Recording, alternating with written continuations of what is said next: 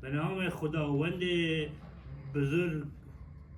همو کسی لدنیا دا بجوری، هر کسی بشیویک، هر کسی بجوری لدنیا دا دجی. همو کس لجهان دا لکوری سرزمین دا وک یک نیه.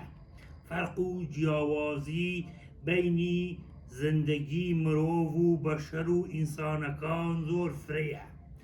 آیا دتوانی سختی و چمالی دشواری زندگانی ام جهانه ببش نبی، چون چونیتی دريت سرو دشواری و سختی و ناکامی و سختی لدنیا دا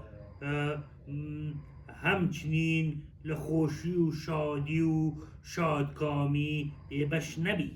لدنیا دا راست یان خراب یان گنو باش به دستی مروفکان خوی نیه. لمرحله طبقه اول چون پیکینا بو لدنیا دا جانی کرده بود درزو و تاریخ و زمان و جغرافیا یاد گرفت و دیبات سر و اویش که نی بینی و نی کردو و لجامعه یک دالم جهانه نجیاوه که زندگی بکاد بباشی و خرابی خوی درس لعبرتی جهان دگیه کتیکی و لمروایتی ام دنیا درس و دروس و علم و معرفه لجهان دا دجی. هرچی طبقه و زور لکوره زمین دا لم جهانه کدجی زور کمه.